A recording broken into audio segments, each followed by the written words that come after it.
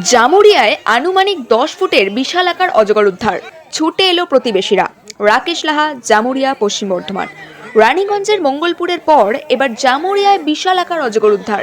আজ থেকে বেশ কিছুদিন আগে রানীগঞ্জের মঙ্গলপুর গ্লাস ফ্যাক্টরি সংলগ্ন এলাকা থেকে বিশাল আকার এক অজগর উদ্ধার হয়।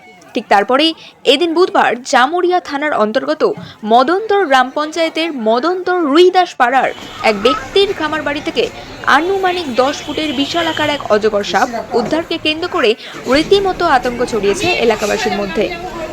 পরে অবশ্য খামার বাড়ি থেকে অজগর উদ্ধারের খবর চাউর হতেই বিশাল আকার সাপটিকে দেখতে ছুটে আসেন পাড়া প্রতিবেশীরা। অনেকে বিশাল আকার সাপটির ছবিও তুলে রাখেন মুঠোফোনে।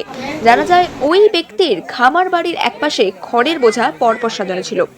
সেই খড়ের বোঝা সরাতে গিয়েই দেখা যায় ঘাপটি মেরে বসে আছে বিশাল আকার পাইথন। তাৎক্ষণিকভাবে আতঙ্কিত হয়ে পড়লেও পরে প্রতিবেশীদের এমনকি পুলিশ ও বন দপ্তরের খবর দিলে ঘটনাস্থলে ভিড় জমায় প্রতিবেশীরা। পাশাপাশি দ্রুত ঘটনাস্থলে পৌঁছয় জামুরিয়া থানার পুলিশ ও বনকর্মীরা।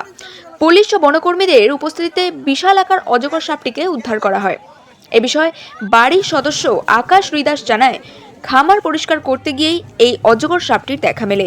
তারপর আমরা বন দপ্তর ও পুলিশে খবর দিলে ঘটনাস্থলে তারা ছুটে আসে এবং সাপটিকে উদ্ধার করে নিয়ে যায়। তবে আকাশ জানায়, এই প্রথমবার খামার বাড়ি থেকে বিশাল আকার এই অজগর সাপ উদ্ধার হওয়ায় আমরা রীতিমতো আতঙ্কের মধ্যে আছি। সকালে ঘর পরিষ্কার করতে গিয়ে দেখা গেল সাপ।